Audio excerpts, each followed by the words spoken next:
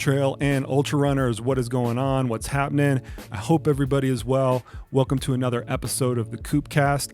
As always, I'm your host, Coach Jason Koop, and on this episode of the podcast, we have another research breakdown. You might remember the first two research breakdowns we did with Coach Corinne Malcolm and Coach Stephanie Howe. I got a ton of great feedback from you, the listeners, on those episodes, so we decided to do it once again. This time, I speak with CTS coach Chantelle Robitaille, who you will remember from Koopcast number 13. She and I break down a recent systematic review and meta-analysis all about how or if oral contraceptives affect exercise performance. It's an area that has gotten more and more attention recently, and as you will find out during the course of this podcast, it's very difficult to provide blanket recommendations across the board.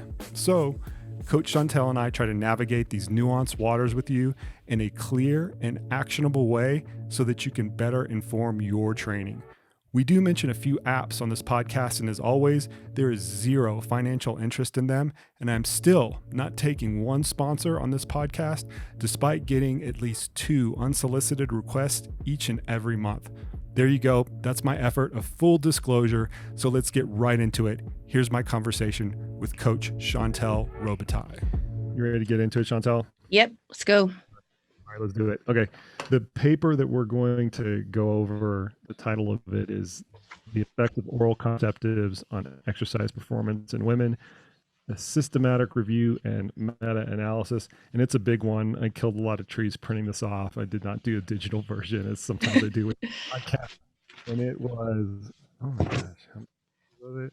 Let's see. I have to do math right now. Says 89 to 30 pages or so. Yeah, it was a big one. Reading the references, it's hard enough to figure out the page count and rather than the information to get into it. But let me kind of set this up first in terms of what we're actually looking at, and then we'll dive into the practical pieces of it, because I think a lot of times when we talk about research, the type of research that's being conducted or being reported is important context, and not a lot of the listeners like read this on a daily, or read this stuff on a daily basis. So what we're looking at is a meta-analysis, which is essentially a study of studies. You're not doing any original research. They're not taking a group of subjects and saying, okay, you guys get the red pill and you guys get the blue pill, and we're going to see what you girls get the red pill and you girls get the blue. Like change that for this podcast. And determine, what the difference between those two interventions are. They're looking at the existing body of literature, finding out within that existing body of literature what is relevant to what they want to study, and then within that determining what is actually going on, what kind of conclusions can we draw upon. And I always feel that meta-analyses are both like loved and loathed in the scientific community, but also in the community that like accesses those pieces of research like you and I do as coaches. And we love them because they synopsize a large body of research with which we cannot keep track of. Like it's just impossible to keep track of it all, especially as a coach where it's interdisciplinary. We have to like cross into nutrition and hormones and training interventions and electrolytes and everything. It's impossible to keep track of it. And so these meta-analyses, by taking, sometimes several hundred different papers and filtering them down into some logical conclusions, provide like an easy and convenient way to filter through the research. But they're loathed because you miss out on a lot of the detail. And there's a lot of like mechanistic information and a lot of nuance within one or two or maybe even a handful of studies that you can peel out that are applicable. And so even when we look at meta-analyses, it's like I said, I've always had a love-hate relationship with it because I can get right to the point, and I love that, but I hate it because inevitably there's something that I missed. And also I end up usually spending way too much time going into all the individual papers, and it just becomes its own like quite proverbial rabbit hole. Yeah, it really does. It really can. It's like a Wikipedia page, right? You just keep clicking, keep going. Exactly. And I know you went down the rabbit hole with a few of these links that we're getting into. The easy way that I think a lot of listeners can kind of conceptualize this is that these meta-analysis they start out trying to compare like apples to cows, and that's like the huge body of research, right, that exists. And then they end up comparing apples to oranges. That's the relevant research. And then once they get down to the studies that are like actually truly relevant to the question that they want answered, and in this case it's the effects of oral contraceptives on exercise performance in women. That's the very specific question that they're trying to get answered. It's like trying to compare like a red delicious apple to a green delicious apple or something like that, right? They're trying to get really specific and try to find those studies that are absolutely relevant to each other. That's the best way I can explain it. I haven't come up with another clever analogy to explain these types of things. Um, so let's get right into it, Chantelle. You're going to kind of lead this dance. What was your kind of key takeaway or takeaways from this meta-analysis? I think, with, as you mentioned, meta-analysis, you can really go down a lot of rabbit holes. And this one, we have a systematic review where you systematically look at all those studies. And the meta-analysis part is when you actually attempt to attach some statistical significance to those. So that's what, makes them, makes a meta-analysis quite interesting, because they're attempting to compare all these wide ranges of variables and try to come up with something enlightening out of it, or even sometimes something new out of all these studies that have already been done. In this particular one, it was interesting to see how many studies they started with looking at, and then they finally pulled out 42. 83% of those studies were moderate to low quality, and only 17% were high quality. That's 7. Right. So you can tell, there's research out there, but maybe not a lot of good research. So that's one kind of interesting thing. And out of all those 42 studies, we're talking about 590 participants. So it's not a lot of individual data that we're looking at in this study. So in this one, what they're trying to look at is whether or not, looking at different studies that have been done and comparing different types of analysis, do oral contraceptives help or hinder, or neither, exercise performance? And some of the takeaways out of this, unfortunately, weren't super conclusive. Like sometimes you do a study, which is real fun being in research. You're expecting an answer. You're expecting to find something conclusive to go with. But a lot of times in science, you just learn that you need to do more research. And in this case, that's kind of what we come down to, because in the end, they found that there wasn't really enough of, although there was some small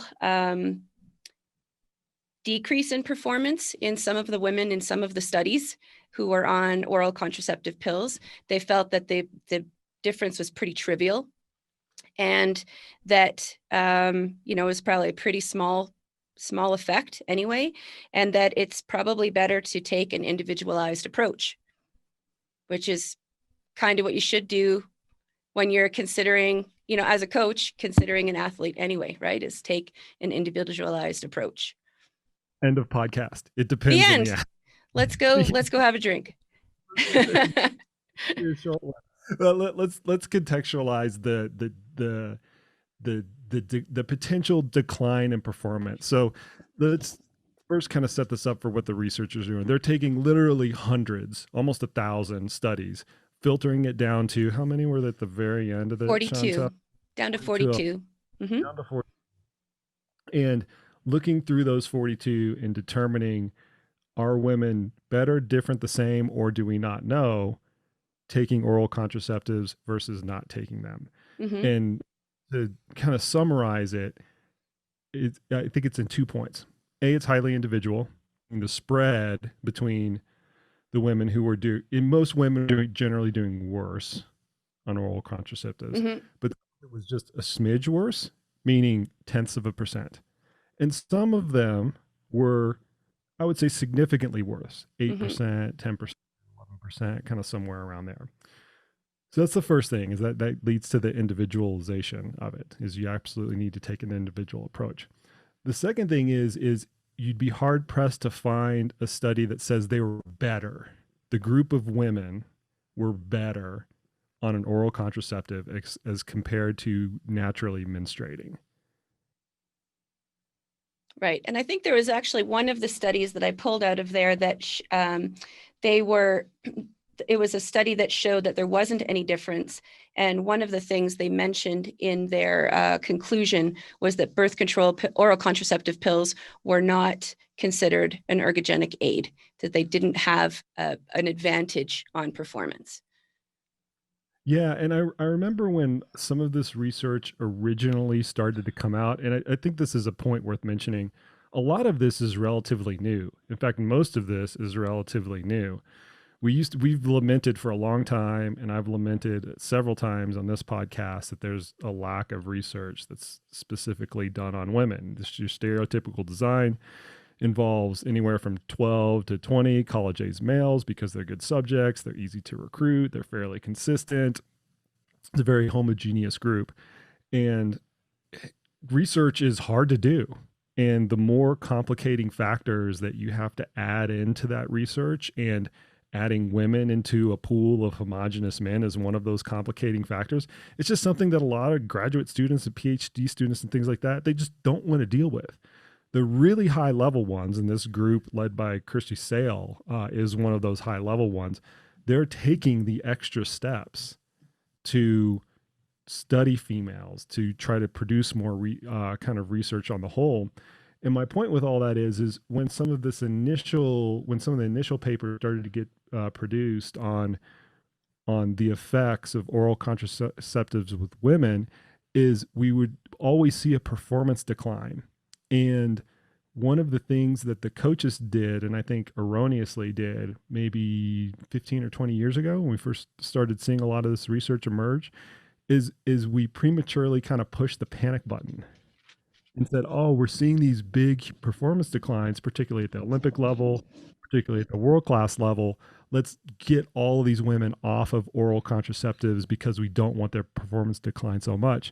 Now we're learning more and more and more. There's such a huge individual variation, and it's almost impossible to predict with any one single person unless you do trial and erroring amongst each individual. Yeah, and that's a really big thing, you know, and it's you can't just lump them all together. You really have to consider the individual person, and you have to study that individual person for quite a while. You know, in some of these studies, that was, you know, first of all, one thing that's missing out of all of these would be a randomized trial, which you can't really do. You know, and in a randomized study is where the individuals in the studies don't know what they're getting. You know, that's ethically, you couldn't do that to a group of women, right? Childbearing aged women. That would be unethical to have them say, take this pill, you might or might not be It getting, might, you know, a contraceptive pill. So that's unethical. You couldn't do it that way. But what's difficult is you have different types of oral contraceptive pills. They have, you know, that have different ingredients, that have different concentrations of synthetic hormones. And then also within each individual woman, the way that the half-life of those hormones in their systems are different too. So not only is a woman's actual menstrual cycle different one to the other, you know, and it's typically not a nice, even 24-day cycle. Some women, we now know, you know, this is fairly new research as well, that some women, their menstrual cycle might be up to 40 days long. So the times where we are, you know, where we might expect performance to decline and where it's likely to be better is going to be different in those individuals. And that's, you know, something that I think is great that that information is coming a little more to light.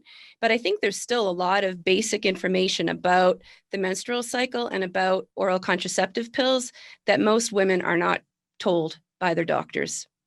Oh, 100%, because they're going into their doctor as just a female and a person, and the doctor's trying to almost do what this meta-analysis is doing, is taking a huge group of people Mm-hmm. and prescribing one thing that has a tremendous amount of variability that that one person might actually experience. So you're absolutely 100% right on that. You know me, Chantel, we've been, meeting on these weekly coaching calls for how long now? 3 years, 4 years, 5 years? Jesus, I'm losing track of time with COVID now. It feels like a long time, but it's only been 2.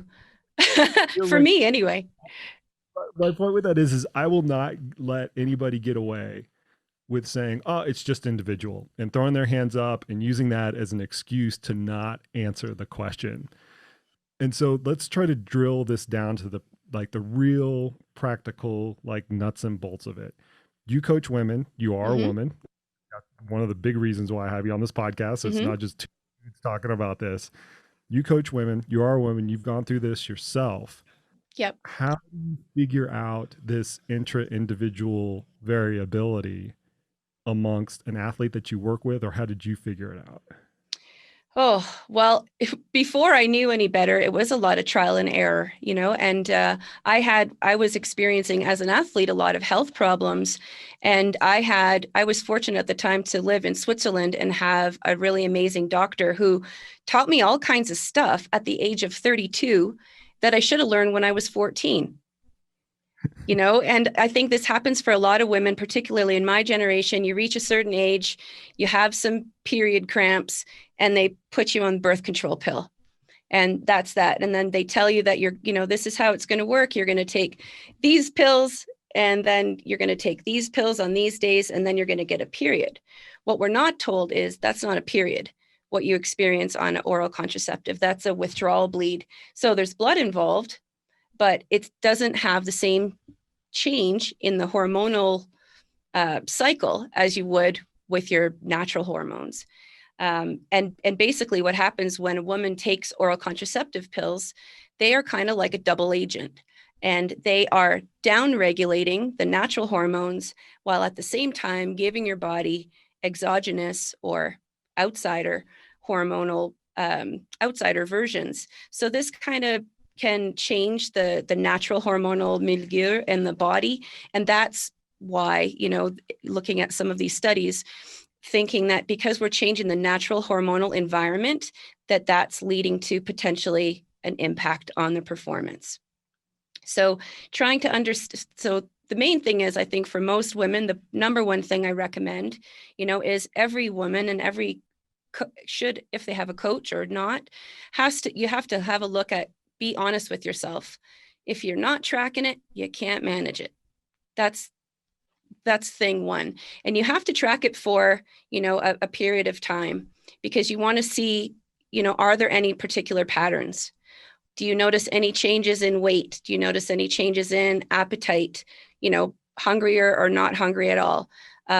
Physical pain, headaches, body aches, pain in the lower back or elsewhere, mood changes, energy level changes, all those types of things. Because if you can find a pattern, and for most, and this is where the individual piece comes in, every woman is going to have more than likely an individual pattern, whether they're on oral contraceptive pills or not.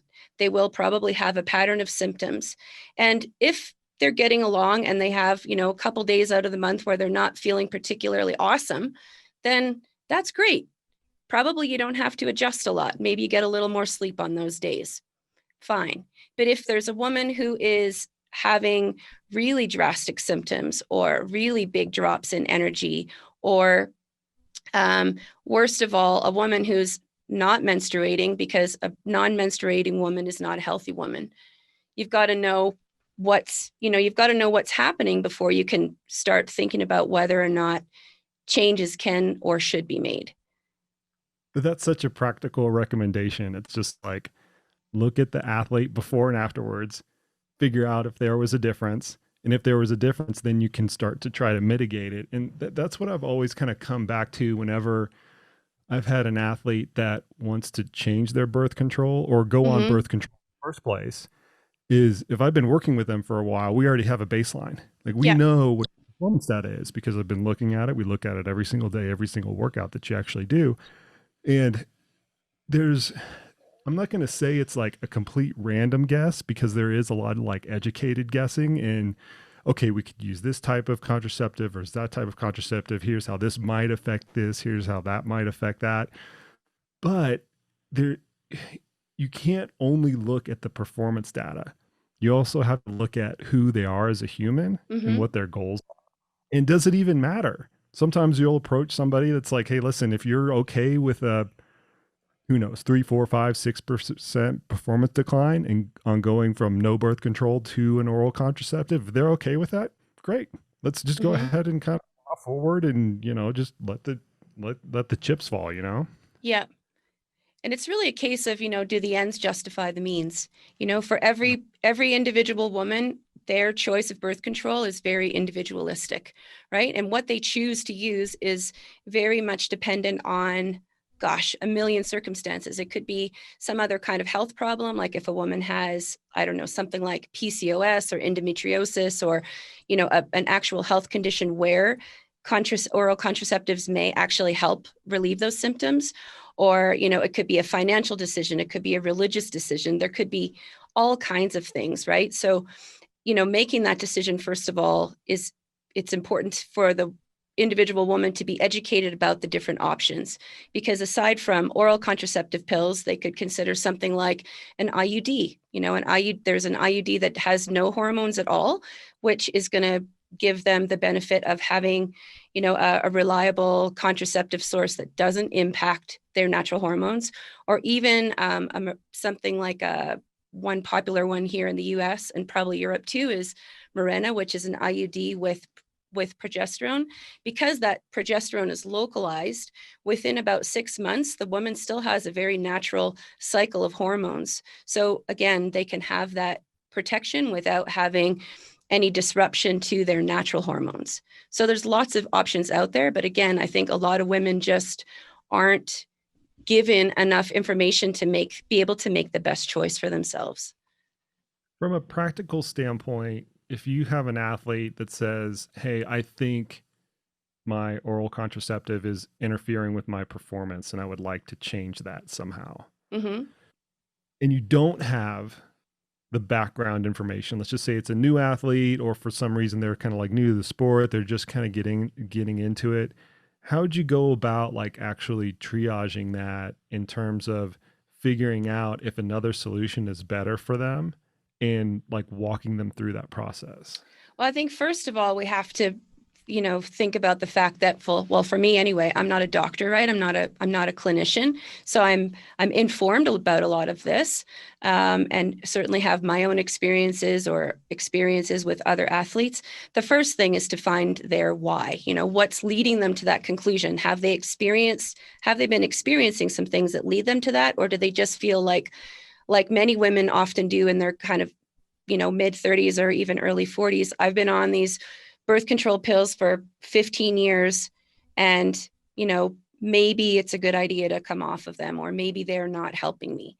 That's a decision that they have to make with their physician to see what, and because going off of those pills also can have some repercussions, because the body, especially for women who've been on these pills for 10, 15 or more years, it's going to take quite a long while for the body to be able to readjust and be able to produce hormones naturally after being suppressed for such a long time. So that's a huge consideration too.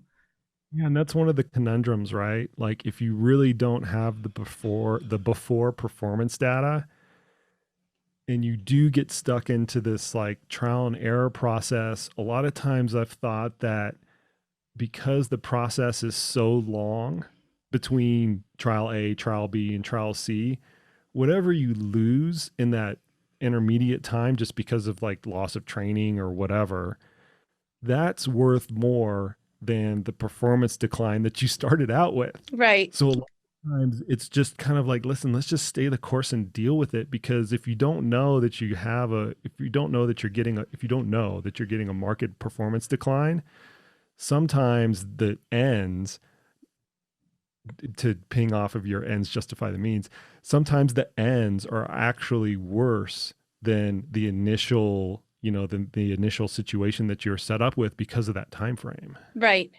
Yeah, and that's what always has to be considered. Even in like looking at some of these studies where they did crossovers where the same women were either not taking birth control pills and then taking birth control pills, again, even when a woman has not taken any oral contraceptives and then starts taking them, there's going to be, again, because the body's trying to recalibrate itself, there's going to be some time at the beginning that is going to be kind of challenging. And so for most women who've started taking oral contraceptives, sometimes they have to take several different ones to find one that Right. actually works for their body. Because again, even though these are the same pills, they don't work the same way exactly in all women. So yeah, so when people, when researchers say that women are more challenging to study, we definitely are. I'm saying that as Yeah. a former researcher, right? Yeah, right. No, I mean it's like some people like look down at that, like you guys need to figure that out. I'm like, well, listen, this is the practical aspect of this. Like it Yeah. just takes time, energy, resource. You have Mm-hmm. to carefully craft the studies, and the way that the research comes in through graduate students and PhD students and tenured professors and research groups and things like that. Not all of them, in fact, none of them are going to be perfect.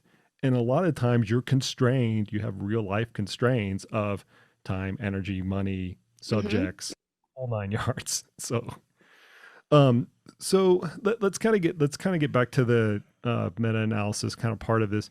Was there anything else that like stuck out to you when you were looking at this study of studies where you can kind of like take that on and say, yeah, this is what athletes need to take away from this. We've already got the individual piece, Mm-hmm. right?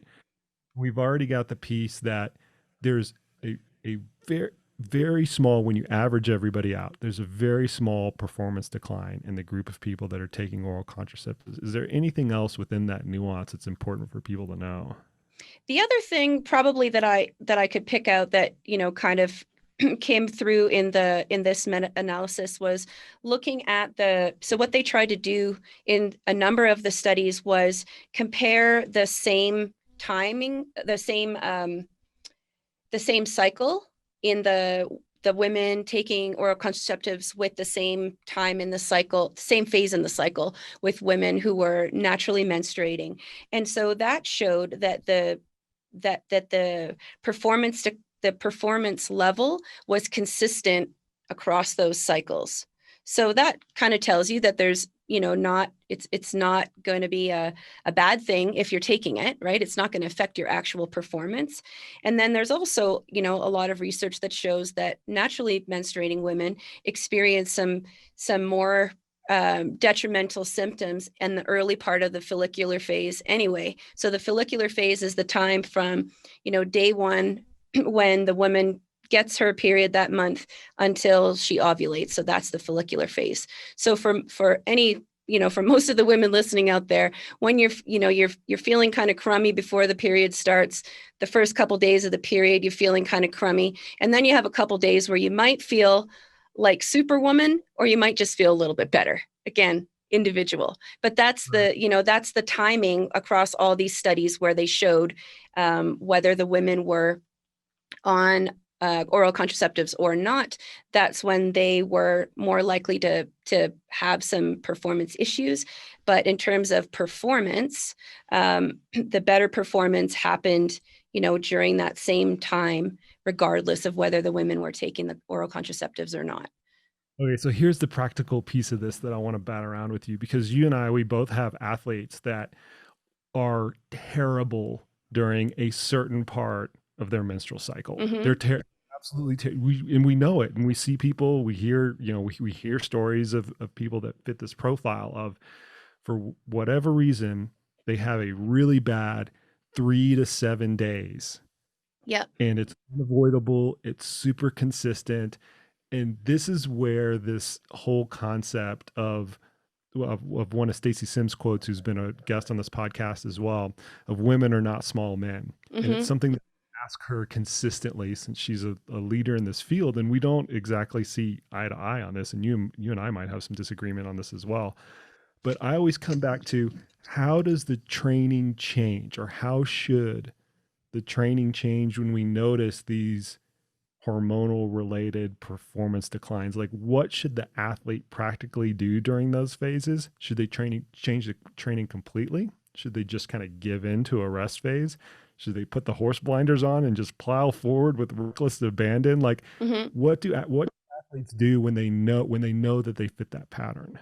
I think it also depends on the severity and how many days. If it's 1 to 2 days of feeling really crummy, well, then maybe that can be a rest day or, more of a recovery run.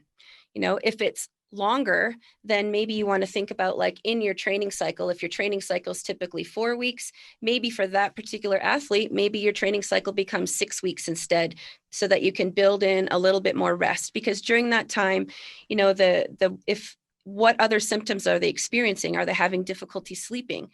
During that time, if there's certain times in the cycle where, let's say, someone's having difficulty sleeping, they're getting night sweats, this can happen to women, not only women who are, coming into menopause, but this can happen to women in the heart of the menstrual cycle too. So figuring out what are some of those symptoms, and what are some things you can do, not just with training, but also, what are some lifestyle or nutritional changes that can be made during that time to try to maximize how they're going to feel during those times.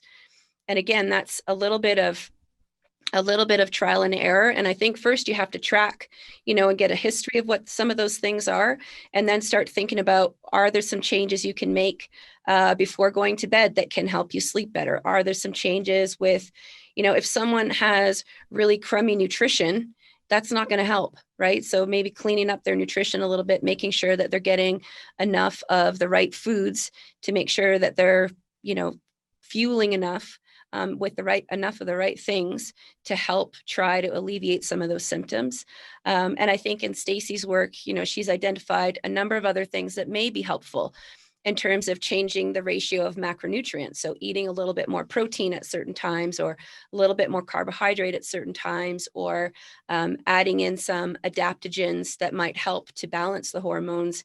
And if it's really that bad, get to a doctor and figure out what the heck is going on, because there could be a hormonal imbalance that's happening, whether or not the woman is taking oral contraceptives.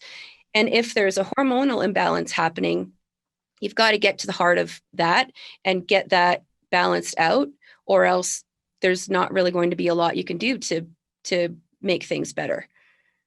Yeah, I've always so the reason I wanted to kick it back and forth is because I've honestly like always struggled with this as a coach, because when I coach women, first off, I'll usually notice that they're worse before they'll admit anything to me. Mm-hmm. In cases, some athletes are super obvious, super blunt. Hey, I'm going to be really bad here. I'm going through this phase of my menstrual cycle. I'm always really bad here. I'm moody. I can't sleep. All this other kind of stuff.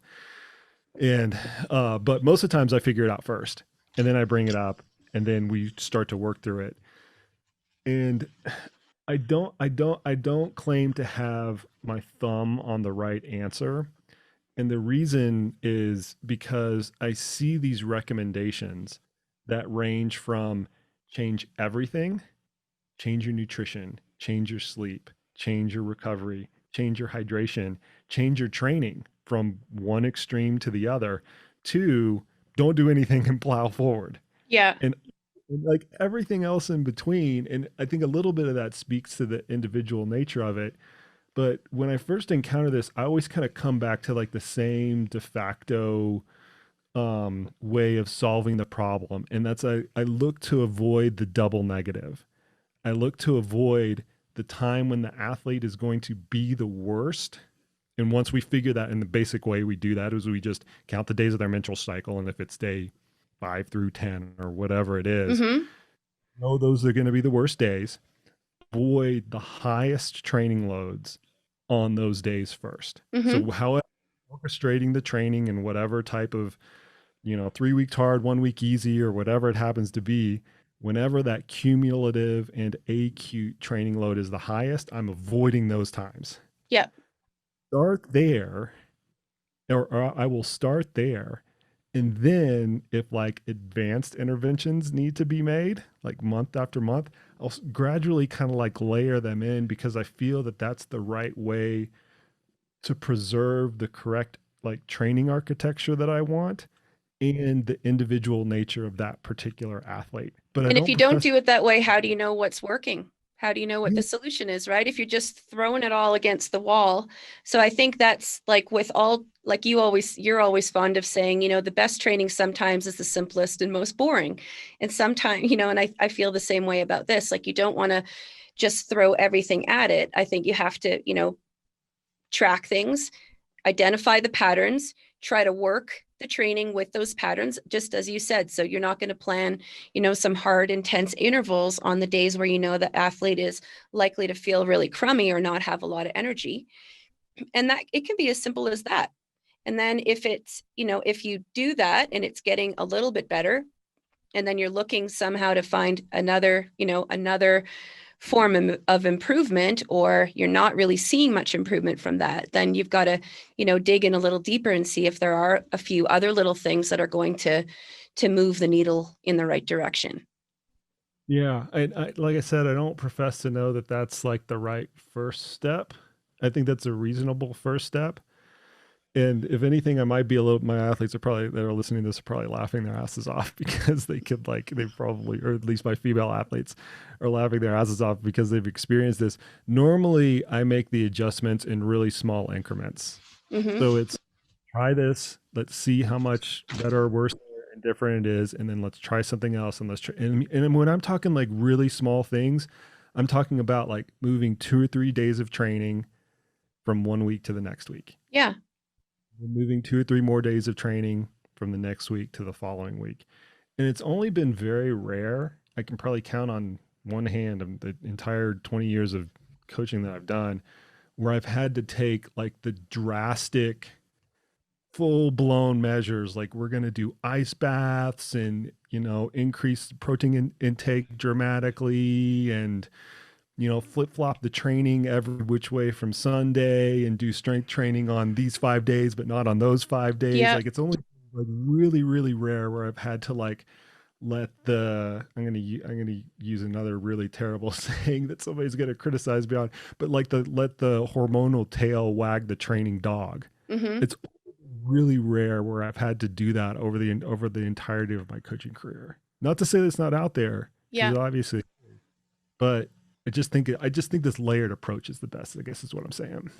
Yeah, I think again, like you just don't want to make it too complicated. I think also, for a lot of athletes, they're really nervous, right, to change things. Like if they've been doing things a certain way and they've been getting results for a certain amount of time, and sometimes probably that's why they're nervous to mention to their coach that they're experiencing something because they're afraid you're going to say stop running. They're afraid you're going to cut back their volume or cut back the harder intense workouts and things like that. They're afraid of change. So again, I think you always have to think about like what's the best approach is not always a lot of things, but like some small things. And then again, it's also gaining trust with the athlete, right? If you suggest this small change, just trust me on this, let's try it, and they feel better, then they are going to be more open or more receptive potentially to another type of change or intervention that you might suggest down the road, that you see that might be beneficial to provide them some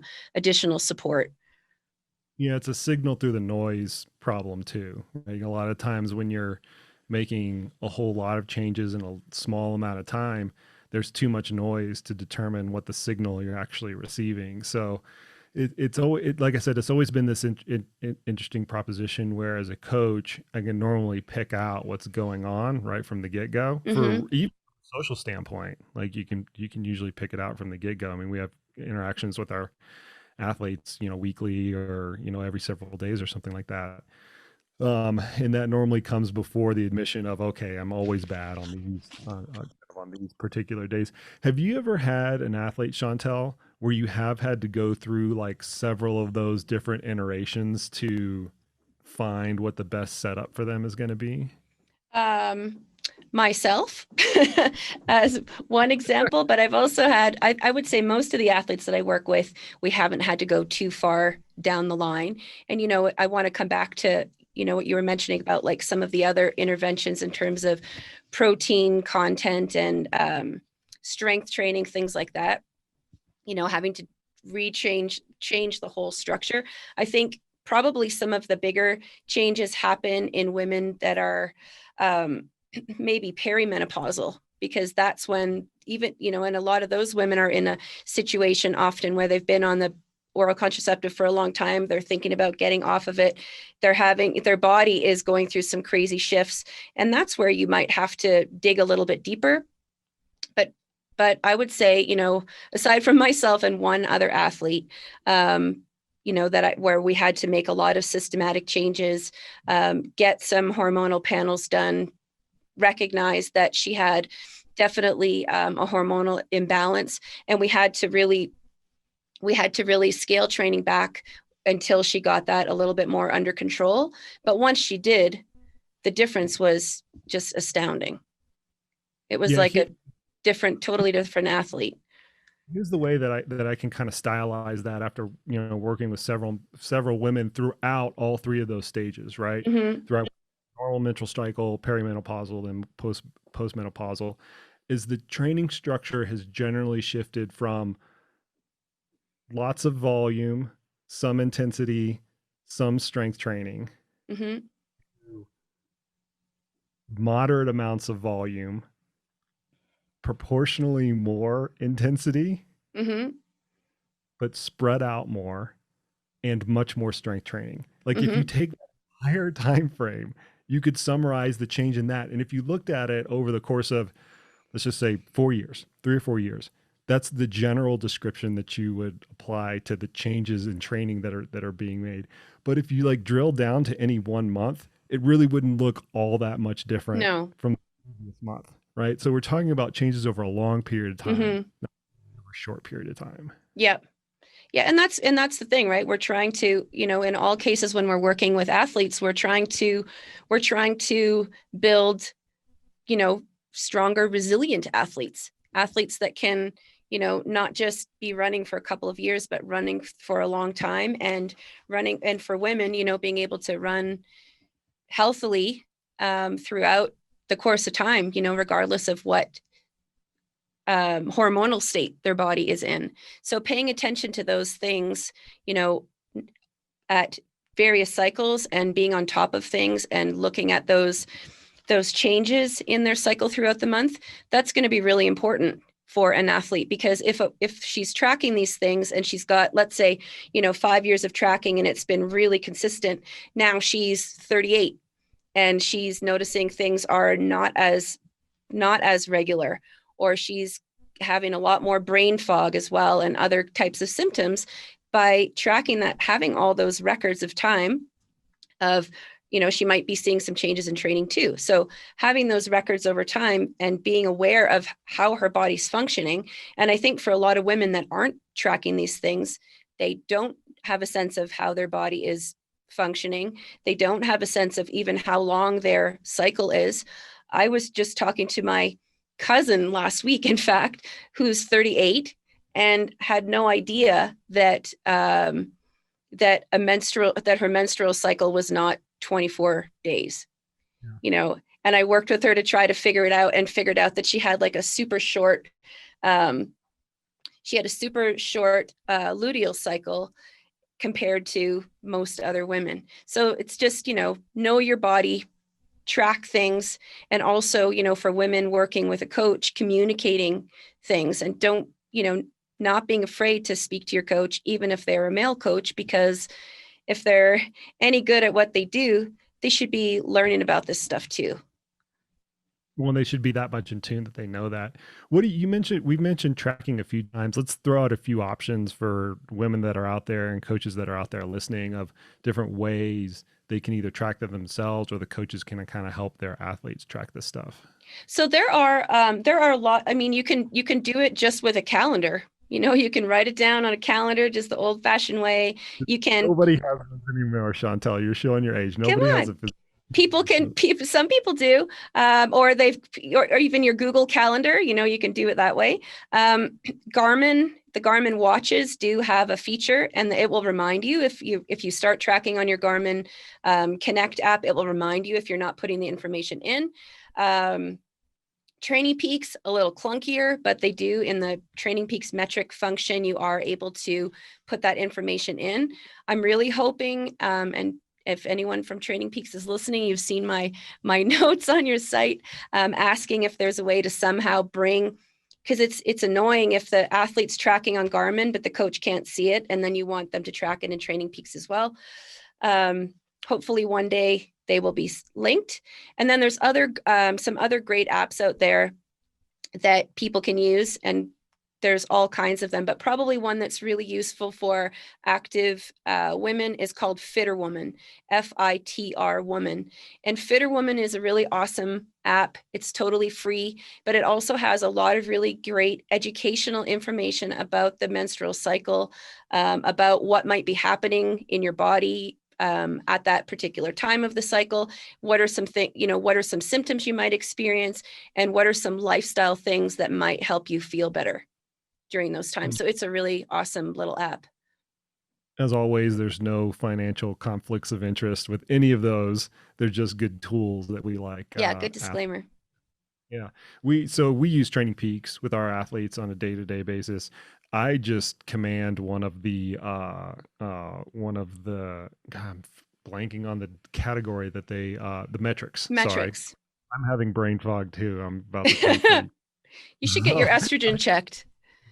Put it that way. I commandeer one of the notes fields, or one of the metrics fields, and just have a lot of my female athletes just numerically number the days of their cycle through there. Simple. And one other thing I wanted to mention about the Fitter Woman app is people can also put their symptoms in, so how their sleep was, mood, things like that. So that's also helpful for tracking. But again, in Training Peaks, if you're not using Fitter Woman and tracking in Training Peaks, or I think in the Garmin Connect app, you have this as well, where you can just put some other notes. And sometimes, tracking sleep is helpful for a lot of different reasons, obviously, and give some good correlation if you're tracking all of that stuff along the way. Can I just say, as an aside, I'm generally a curmudgeon with how many things that we have been able to track over the years as coaches. I mean, it used to just be miles, right? You had your training, showed how many miles you did, and that was kind of about it. And now we have everything from heart rate variability to sleep and, training stress scores, and just on and on and on and on and on. I think this is one of the fields, being able to track a woman's menstrual cycle, that is practical, impactful, and something that should be widely adopted by almost all athletes. Critical. It's critical. Yeah. You don't have to have a lot of these other metrics. You don't have to have any metrics, but a lot of these things are far, far, far less useful than simply tracking a menstrual cycle. Absolutely. Yeah, but it's absolutely. Viewed as invasive. That's why they're not as keen on tracking it, or intimate, I guess. Yeah, but it's so silly. It's just like, if you're a woman, you have a menstrual cycle, or you should have a menstrual cycle, unless you're, peri or postmenopausal. So and that's, I think, a big thing. And that I probably should mention is we need to get rid of the stigma, because, a menstrual cycle is just part of a woman's life. It's not something to be hidden or to be shamed about or to be afraid to talk about, because it's no different from, tracking your heart rate. It's a physiological metric, to track. I'm really happy to see a lot of women speaking out about this, because trust me, a lot of the male coaches, they've wanted this change to occur. They've wanted their female athletes to be like more open and honest about telling them about what's going on with their menstrual cycle. But for some reason, because coaching is such a male dominated profession, and don't get me wrong, a hugely male dominated profession. That's something that we have to work on as an industry, is getting more women into coaching. That's another topic that for another podcast. But because it's been such so heavily influenced by men, I think most of them genuinely want to change it, but it's been this chasm that has existed for a while. And very fortunately, it's taken the female athletes to be like the leaders first Hmm. to bridge the chasm. And finally, like the male coaches have been, I think, generally accepting and encouraging of their athletes to come forward with this and start to break some of that stigma down. Yeah, I'm really happy to see that too, especially with the way, particularly in our sport, it's really growing the number of female athletes. So this is something that all coaches, male and female, really need to know about and be prepared to talk about. And I think for male coaches, a good place to start is even just having an athlete, ask an athlete to start tracking their cycle. That's always a good place to kind of open things up and explain why you're asking them to track it, and think about it as, just one other metric of information that we're trying to collect to look at you as an athlete. Because when you have an athlete and you're changing their training, or you want to see how their training's doing, you would look at how it affects their sleep, right? If their sleep's being impacted from the change in the training, then you'd know that probably something's going on with the training load. So this is no different. If there's, if you're changing up the training, or you're doing things differently, changing volume, etc., and there's a corresponding change in the menstrual cycle, then that's just another, little flag. I'm not going to say a red flag, but a little flag to really look into things and figure out, if there's a little missing piece there, because obviously it's impacting that woman's body. Yeah, I used to. It's so here's a good personal coaching anecdote that I'm sure a lot of the listeners will get a kick out of. I used to have to find some sort of creative way to insert into the conversation, hey, I want you to track this. Hmm. And it, I don't know, 4, 8, 12 weeks of working with an athlete to like manipulate the conversation in such a way that, hey, I want you to track your menstrual cycle. Now I just start out with it, like right out Yeah, of the gate. yeah, and These are the things I want you to track. Upload your stuff from your watch and track these metrics. that's awesome. And I think that's for any coach that's working with a new athlete. I think about, like, when I start interviewing a new athlete and you want to learn about their history and learn about them, ask about their menstrual cycle. It should be one of your first conversations, not in your, obviously not in your intro, but your first conversation that you're having with the athlete, where you're talking about their health, their home situation, their lifestyle stress, all those things. Menstrual cycle's got to be on that top 10 list. Definitely. 100%. 100%. Like I said, it's been really refreshing to see that change over the course of my coaching career. And I couldn't say that statement in 2000, 2001, 2002 Yeah. when I first started coaching. Absolutely not. Not that it was just awkward. It's not that we didn't want to talk about it. It's just that for whatever reason we were idiots and we thought it was weird. Yeah. Yeah, Which is maybe. And I think, again, it comes back to, I think slowly there's been a lot of great work from not only women athletes, but also women scientists who are studying, not just studying in the background in their lab coats, but out there talking about it. Stacy Sims is a prime example. And even one of her courses that I took, there were actually a couple male coaches taking the course too, which is great. And I think a lot of other organizations doing a lot of work to try and take away the stigma and realize, like, this is just the way it is. So we have to talk about it. 100%. You mentioned that you took one of these courses with Stacy. This will be kind of a soft plug for her courses that she puts on. Related to the point that we need to get more women into coaching, what would you say the ratio of female coaches to male coaches in that course was? It's slightly off topic, but I'm more just curious to know the answer to that. Well, it's different than the regular female to male coach ratio out in the world. But I would in her courses, we definitely were more women in the courses, but there were a couple of male coaches, which was great to see, and hopefully there will be more.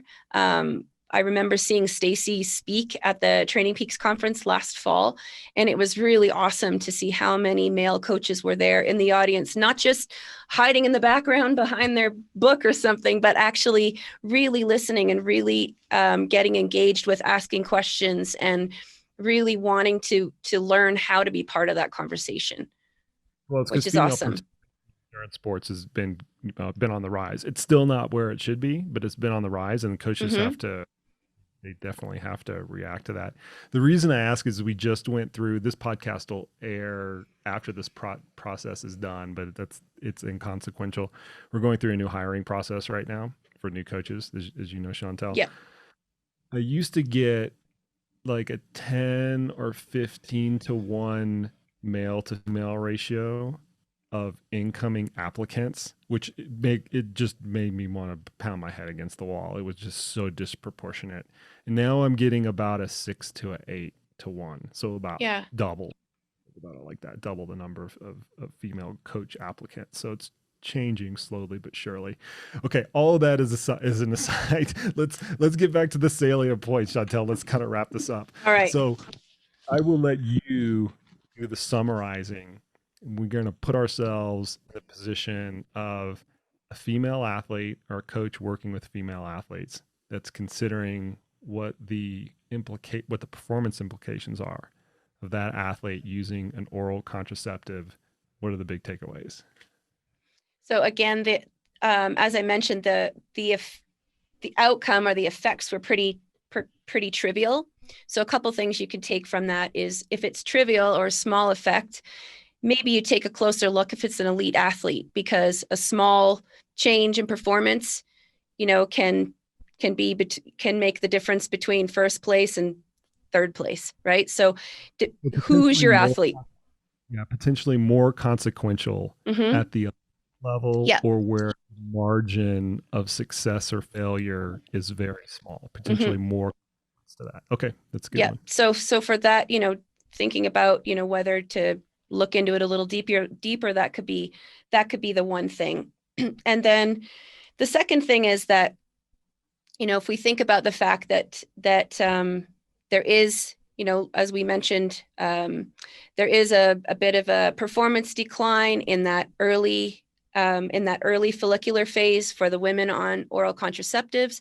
So if you're a woman and you're on a oral contraceptive and you're noticing that there's, that you're not feeling so great in those first couple days, then you got to figure out, is it a couple days and you give yourself a little grace and you go a little easier, or are you feeling like more than 2 days out of the month you're feeling really crummy? Then look into it. Talk to your doctor. Maybe there's a better pill for you. Maybe a different hormonal percentage or actual hormone itself. Is it a 2 hormones or 1 hormone pill, etc.? Or should you consider some other form of birth control like an IUD or something else? And if you're not really noticing much change and you're healthy otherwise, then that's your personal choice, to stay the course and stay where you are. If you are looking to go on a contraceptive, talk to your doctor about it and do some research. There's lots more information out there. You don't have to go rabbit holing and reading 100 studies, or even a meta-analysis, but look into some information. There's lots online. Certainly Stacy Sims is a great resource to learn a little bit more about some of these things, but there's other ones, other researchers out there that are putting some things into a more digestible format. Learn what your options are and then work with your doctor to figure out what the best option is for you. For all women, I definitely say track it. I can't say it enough. If you don't track it, you can't manage it. Track not just your cycle, but track how you're feeling around your cycle, energy levels, mood, sleep, weight, etc. And see if you notice any particular patterns. If you notice a particular pattern and you can, as you mentioned, taking it a little easier on those days when that's happening, that's completely fine. And you don't have to make any broad sweeping changes necessarily unless they're warranted. How do you know the broad sweeping changes are more warranted? Talk to your doctor. Maybe get some hormonal testing, because if the hormones should move unless you're perimenopausal, Your hormones should move in a predictable manner throughout the month. And every woman's cycle is going to be different. It could be 24 days, it could be 40 days. And the difference there could make some impacts for some women in terms of how they feel. If you feel that something is not right, it may not be. So talk to your doctor, get some information, and get things into the proper balance, and you'll probably see some big differences. And if you're not having a period and you're not perimenopausal, not a healthy athlete. You got to get to the bottom of that and figure out what's going on. What a great summary, Chantelle. Okay, so once again, the study is the effects of oral contraceptives on exercise performance in women. Systematic review and meta-analysis. This was in the journal Sports Medicine, and we accessed this in July of 2020. The links to that will be in the show notes. Chantelle, if you want anybody to follow you on social media, where can they find you? I am pretty lazy on Facebook, but you can find me on Instagram at RunTellyRun. Chantelle has good Instagram photos of her dogs. True statement. They're always on your four-wheelers and out in the snow. Yeah, she's my best athlete. Oh my gosh, it's so cool. All right, Chantelle, thanks a lot. Really appreciate you coming on the show today. Thank you. And there we have it. There you go. Thanks to Coach Chantelle for coming on the podcast today. Insightful as always. I hope everybody had a lot of fun with that and learned a little bit along the way. If you think that one of our CTS coaches is right for you to take your training to the next level, you've heard those coaches throughout the course of all of these episodes of the Koopcast. Go ahead. You can hit me up on social media and I can point you in the right direction. Or you can go to www.trainright.com and you can look at all of our coaching packages there. As always, I appreciate the heck out of each and every one of the listeners. And as always, we will see you out on the trails.